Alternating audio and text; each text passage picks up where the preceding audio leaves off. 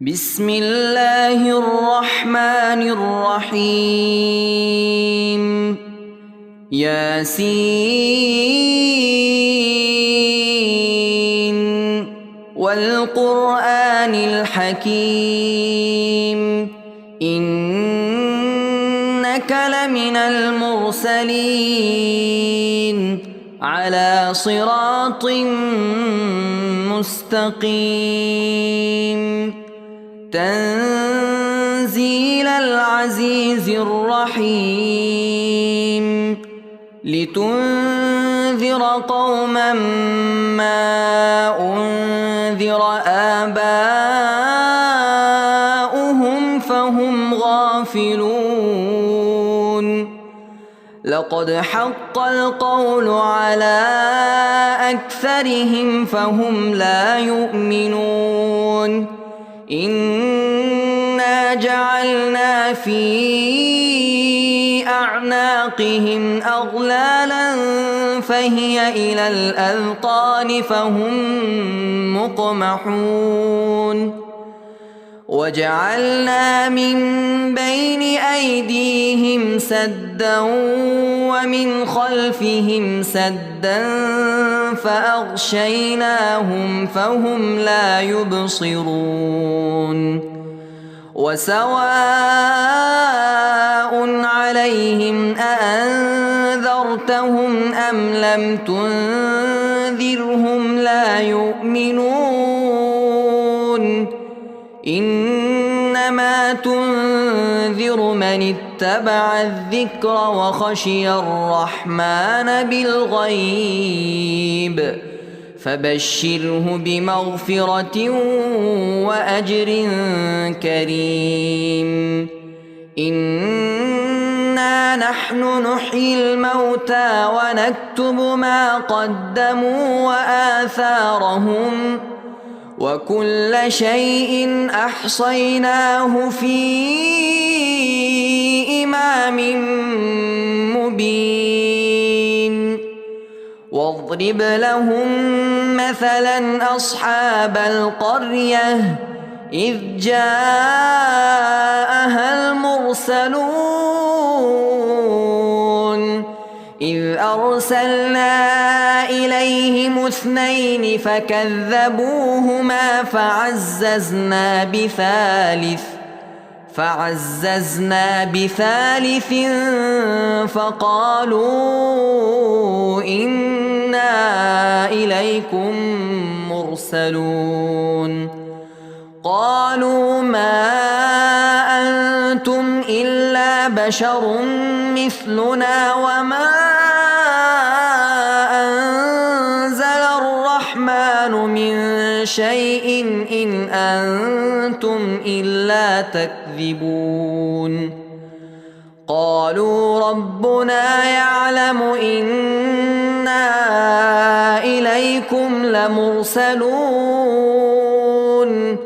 وما علينا إلا البلاغ المبين قالوا إنا تطيرنا بكم لئن لم تنتهوا لنرجمنكم وليمسنكم منا عذاب أليم قالوا طائركم معكم أئن ذكرتم بل أنتم قوم مسرفون وجاء من أقصى المدينة رجل يسعى قال يا قوم اتبعوا المرسلين اتبعوا من لا يسألكم أجرا وهم مهتدون وما لي لا أعبد الذي فطرني وإليه ترجعون أأتخذ من دونه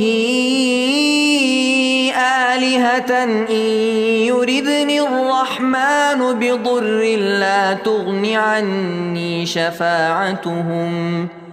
شفاعتهم شيئا ولا ينقذون إني إذا لفي ضلال مبين إني آمنت بربكم فاسمعون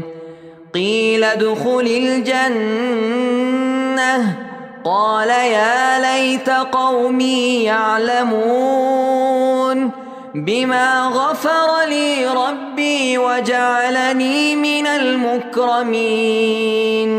وما أنزلنا على قومه من بعده من جند من السماء وما كنا منزلين إن كانت إلا صيحة واحدة فإذا هم خامدون يا حسرة على العباد ما يأتيهم من رسول إلا كانوا به يستهزئون ألم يروا كم أهلكنا قبلهم من القرون أنهم إليهم لا يرجعون وإن كل لما جميع لدينا محضرون وآية لهم الأرض الميتة أحييناها وأخرجنا منها حبا فمنه يأكلون وجعلنا فيها جنات من نخيل وأعناب وفجرنا فيها من العيون ليأكلوا من ثمره وما عملته أيديهم أفلا يشكرون سبحان الذي خلق الأزواج كلها مما تنبت الأرض ومن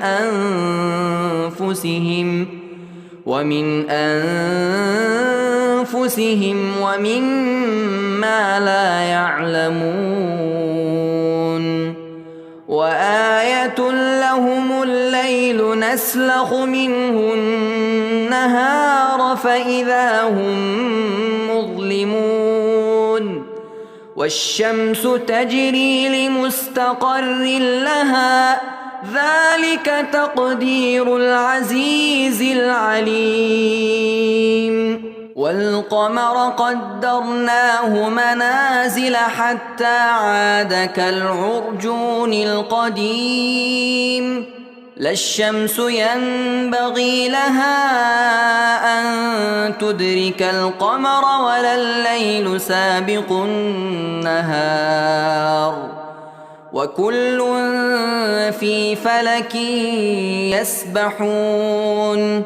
وآية لهم أنا حملنا ذريتهم في الفلك المشحون وخلقنا لهم من مثله ما يركبون وإن نشأ نغرقهم فلا صريخ لهم ولا هم ينقذون إلا رحمة منا ومتاعا إلى حين وإذا قيل لهم اتقوا ما بين أيديكم وما خلفكم لعلكم ترحمون وما تأتيهم من آية من آيات ربهم إلا كانوا عنها معرضين وإذا قيل لهم أنفقوا مما رزقكم الله قال الذين كفروا للذين آمنوا أنطعم من لو يشاء الله أطعمه إن أنتم إلا في ضلال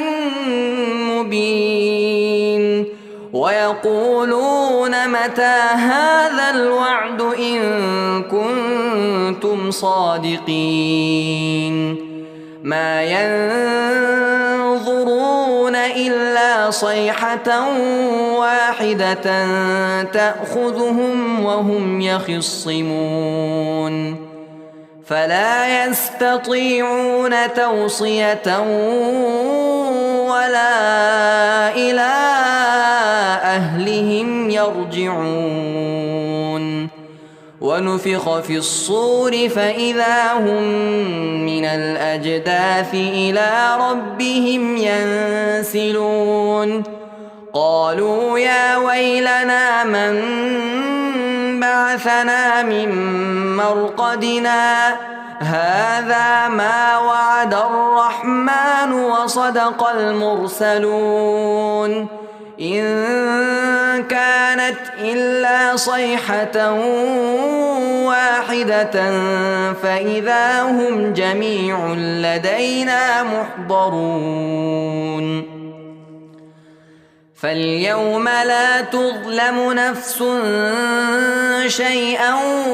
ولا تجزون إلا ما كنتم تعملون إن أصحاب الجنة اليوم في شغل فاكهون هم وأزواجهم في ظلال على الأرائك متكئون لهم فيها فاكهة ولهم ما يدعون سلام قولا من رب رحيم وامتازوا اليوم أيها المجرمون ألم أعهد إليكم يا بني آدم ألا تعبدوا الشيطان إنه لكم عدو مبين وأن اعبدوني هذا صراط مستقيم ولقد أضل منكم جبلا كثيرا أفلم تكونوا تعقلون هذه جهنم التي كنتم توعدون اصلوها اليوم بما كنتم تكفرون اليوم نختم على أفواههم وتكلمنا أيديهم وتشهد أرجلهم بما كانوا يكسبون ولو نشاء لطمسنا على أعينهم فاستبقوا الصراط فأنى يبصرون ولو نشاء لمسخناهم على مكانتهم فما استطاعوا مضيا ولا يرجعون ومن نعمره ننكسه في الخلق أفلا يعقلون وما علمناه الشعر وما ينبغي له إن هو إلا ذكر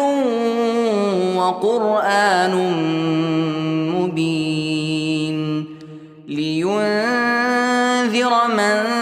كان حيا ويحق القول على الكافرين أولم يروا أنا خلقنا لهم مما عملت أيدينا أنعاما فهم لها مالكون وذللناها لهم فمنها ركوبهم ومنها يأكلون ولهم فيها منافع ومشارب أفلا يشكرون واتخذوا من دون الله آلهة لعلهم ينصرون لا يستطيعون نصرهم وهم لهم جند محضرون فلا يحزنك قولهم إنا نعلم ما يسرون وما يعلنون أولم ير الإنسان أنا خلقناه من نطفة فإذا هو خصيم مبين وضرب لنا مثلا ونسي خلقه قال من يحيي العظام وهي رميم قل يحييها الذي أنشأها أول مرة وهو بكل خلق عليم الذي جعل لكم من الشجر الأخضر نارا فإذا أنتم منه توقدون أوليس الذي خلق السماوات والأرض بقادر على أن يخلق مثلهم بلى وهو الخلاق العليم إنما أمره إذا أراد شيئا أن يقول له كن فيكون فسبحان الذي بيده ملكوت كل شيء وإليه ترجعون بسم الله الرحمن الرحيم الرحمن علم القرآن خلق الإنسان علمه البيان الشمس والقمر بحسبان والنجم والشجر يسجدان والسماء رفعها ووضع الميزان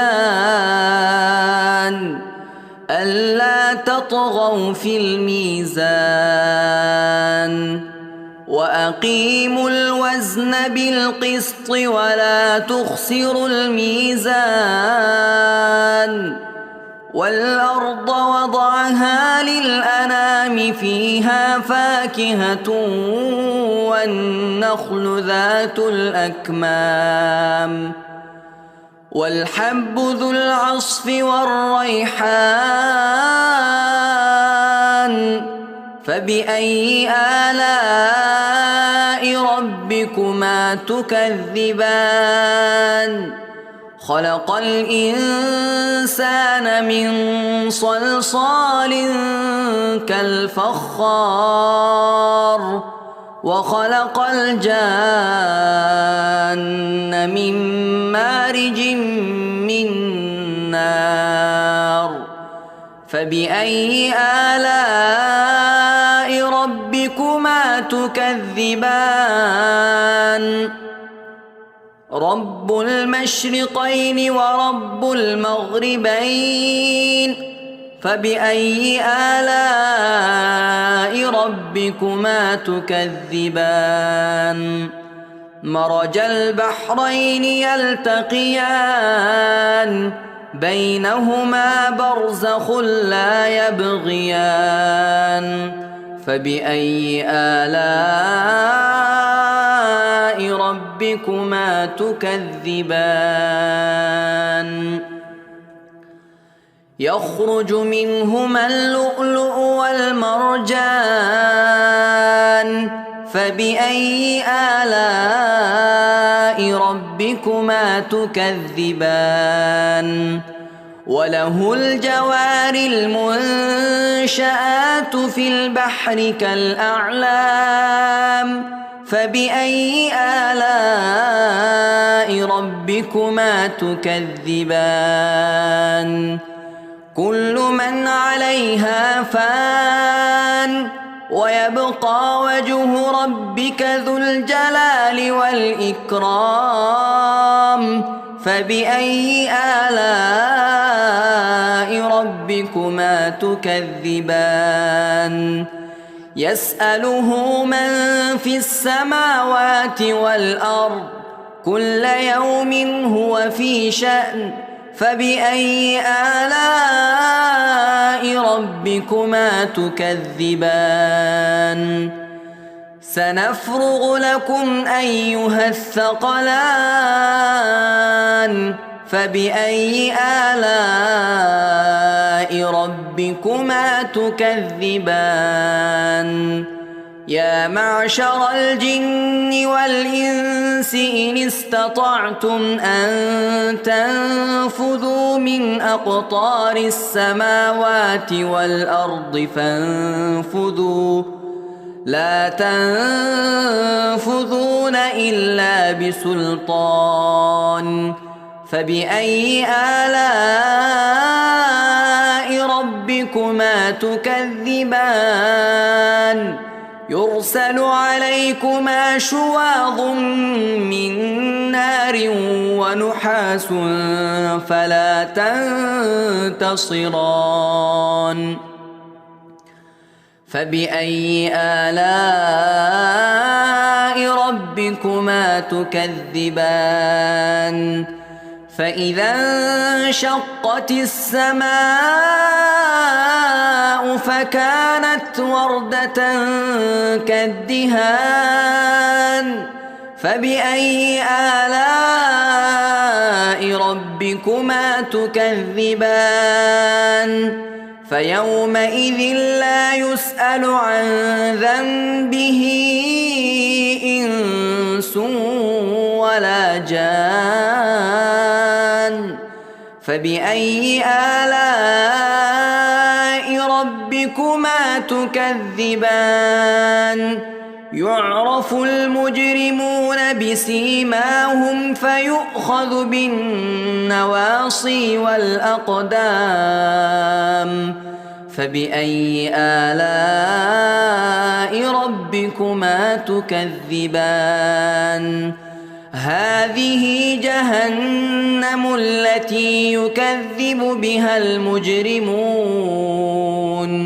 يطوفون بينها وبين حميم آن فبأي آلاء ربكما تكذبان ولمن خاف مقام ربه جنتان فبأي آلاء ربكما تكذبان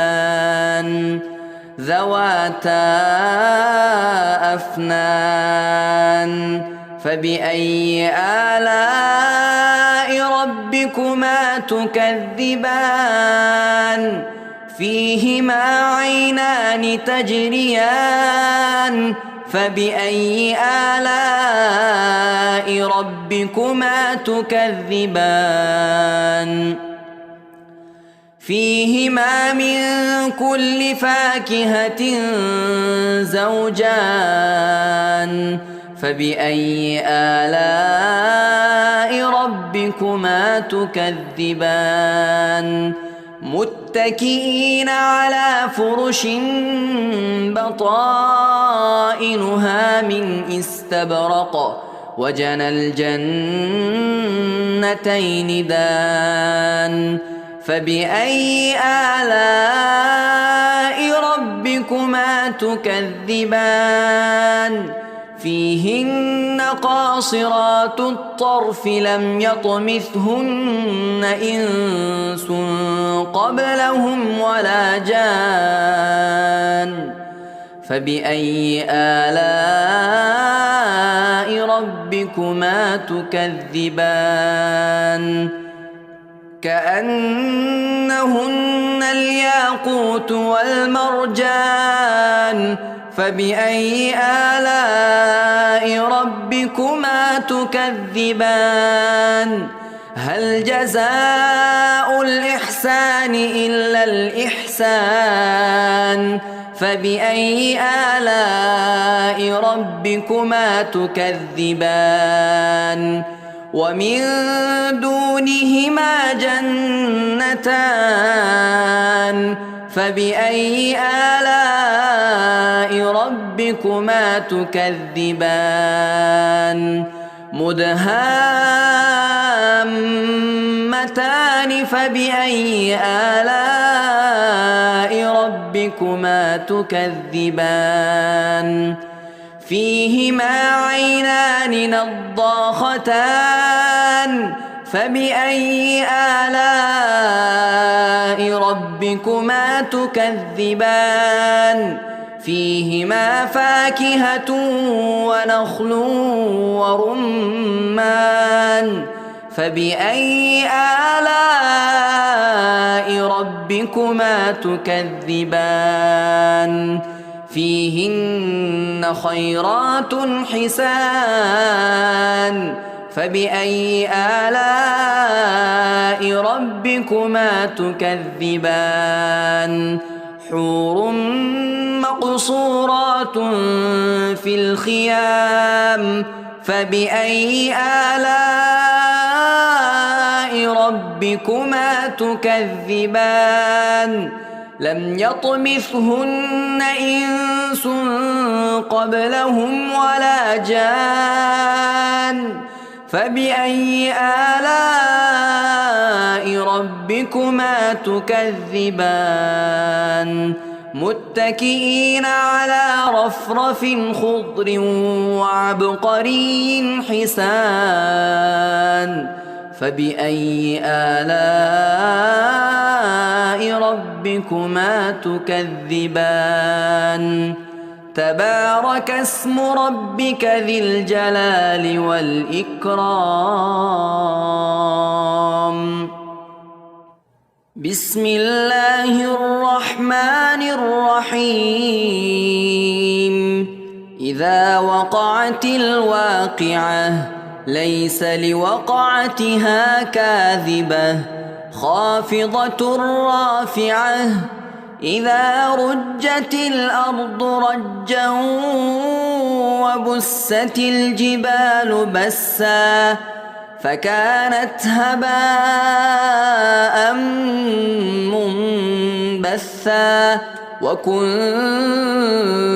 أزواجا ثلاثة فأصحاب الميمنة ما أصحاب الميمنة وأصحاب المشأمة ما أصحاب المشأمة والسابقون السابقون أولئك المقربون في جنات النعيم ثلة من الأولين وقليل من الآخرين على سرر موضونة متكئين عليها متقابلين يطوف عليهم ولدان مخلدون بأكواب وأباريق وكأس من معين لا يصدعون عنها ولا ينزفون وفاكهة مما يتخيرون ولحم طير مما يشتهون وحور عين كأمثال اللؤلؤ المكنون جزاء بما كانوا يعملون لا يسمعون فيها لغوا ولا تأثيما إلا قيلا سلاما سلاما وأصحاب اليمين ما أصحاب اليمين في سدر مخضود وطلح منضود وظل ممدود وماء مسكوب وفاكهة كثيرة لا مقطوعة ولا ممنوعة وفرش مرفوعة إنا أنشأناهن إن شاء فجعلناهن أبكارا عربا أترابا لأصحاب اليمين ثلة من الأولين وثلة من الآخرين وأصحاب الشمال ما أصحاب الشمال في سموم وحميم وظل من يحموم لا بارد ولا كريم إنهم كانوا قبل ذلك مترفين وكانوا يصرون على الحنث العظيم وكانوا يقولون أإذا متنا وكنا ترابا وعظاما أإنا لمبعوثون أوآباؤنا الأولون قل إن الأولين والآخرين لمجموعون إلى ميقات يوم معلوم ثم إنكم أيها الضالون المكذبون لآكلون من شجر من زقوم فمالئون منها البطون فشاربون عليه من الحميم فشاربون شرب الهيم هذا نزلهم يوم الدين نحن خلقناكم فلولا تصدقون أفرأيتم ما تمنون أأنتم تخلقونه أم نحن الخالقون نحن قدرنا بينكم الموت وما نحن بمسبوقين على أن نبدل أمثالكم وننشئكم فيما لا تعلمون ولقد علمتم النشأة الأولى فلولا تذكرون أفرأيتم ما تحرثون أأنتم تزرعونه أم نحن الزارعون لو نشاء لجعلناه حطاما فظلتم تفكهون إنا لمغرمون بل نحن محرومون أفرأيتم الماء الذي تشربون أأنتم أنزلتموه من المزن أم نحن المنزلون لو نشاء جعلناه أجاجا فلولا تشكرون أفرأيتم النار التي تورون أأنتم أنشأتم شجرتها أم نحن المنشئون نحن جعلناها تذكرة ومتاعا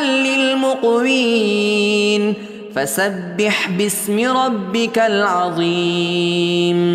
فلا أقسم بمواقع النجوم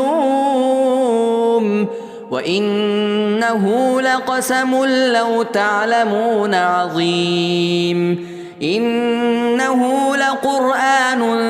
كريم في كتاب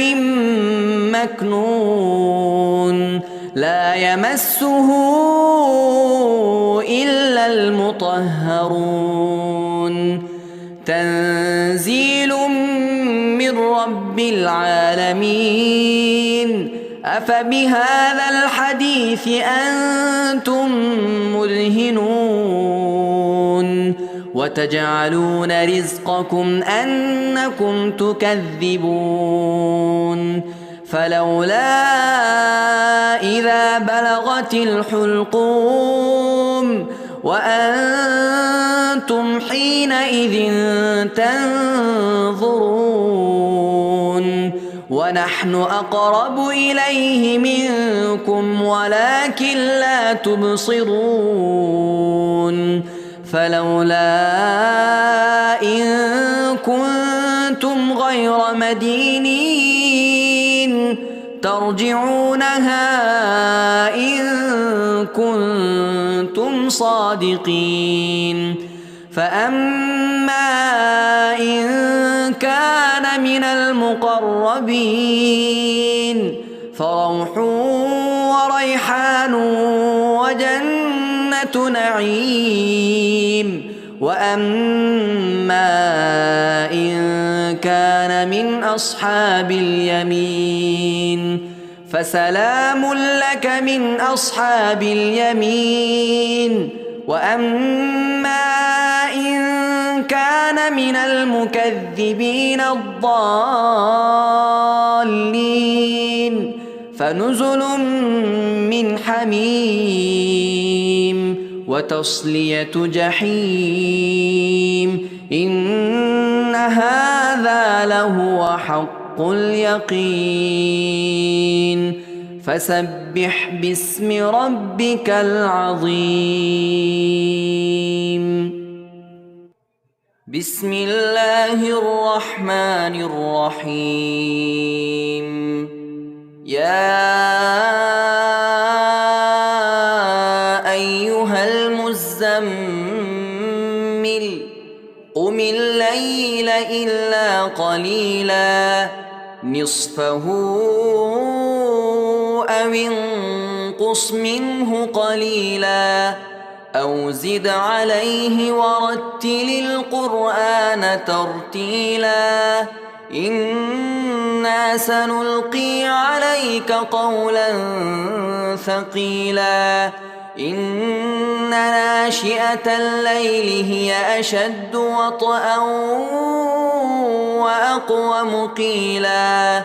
إن لك في النهار سبحا طويلا واذكر اسم ربك وتبتل إليه تبتيلا رب المشرق والمغرب لا إله إلا هو فاتخذه وكيلا واصبر على ما يقولون واهجرهم هجرا جميلا وذرني والمكذبين أولي النعمة ومهلهم قليلا إن لدينا أنكالا وجحيما وطعاما ذا غصة وعذابا أليما يوم ترجف الأرض والجبال وكانت الجبال كثيبا مهيلا إنا أرسلنا إليكم رسولا شاهدا عليكم كما أرسلنا إلى فرعون رسولا فعصى فرعون الرسول فأخذناه أخذا وبيلا فكيف تتقون إن كفرتم يوما يجعل الولدان شيبا السماء منفطر به كان وعده مفعولا إن هذه تذكرة فمن شاء اتخذ إلى ربه سبيلا إن ربك يعلم أنك تقوم أدنى من ثلثي الليل ونصفه وثلثه وطائفة من الذين معك والله يقدر الليل والنهار علم أن لن تحصوه فتاب عليكم فاقرؤوا ما تيسر من القرآن علم أن سيكون منكم مرضى وآخرون يضربون في الأرض يبتغون من فضل الله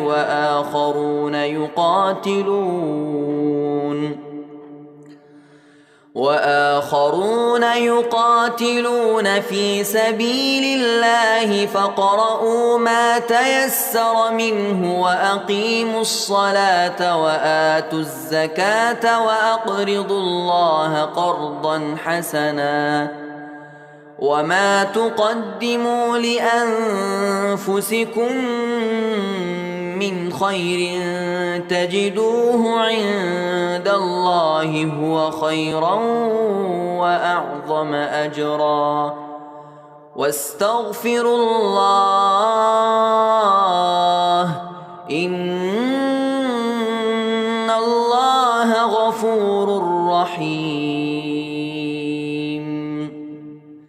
بسم الله الرحمن الرحيم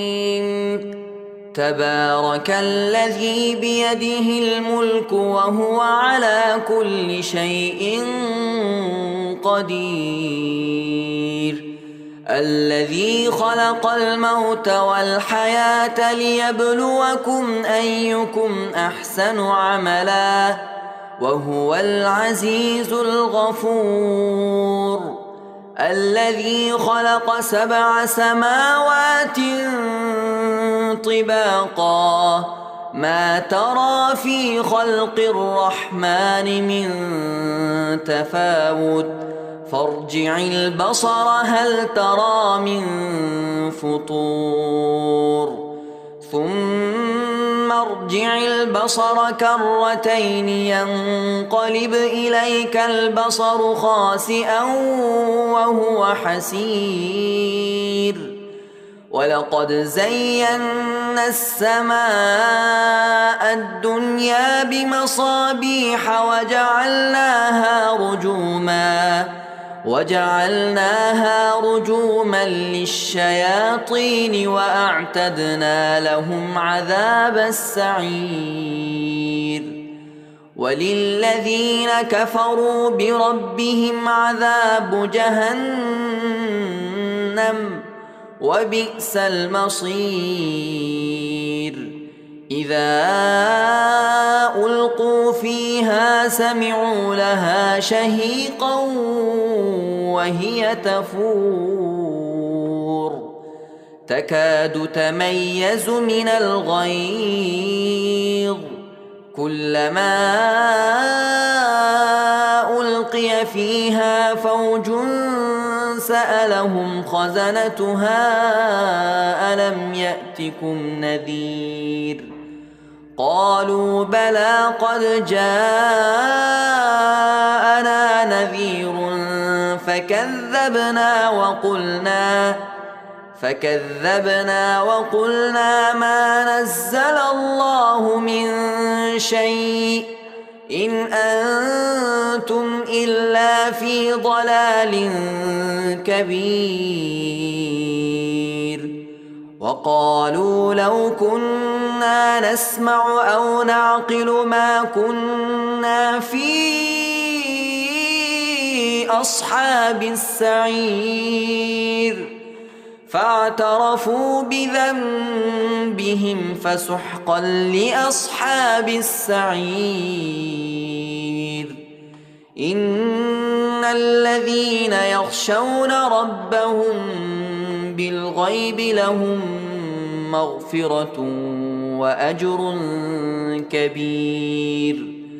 وأسروا قولكم أو اجهروا به إنه عليم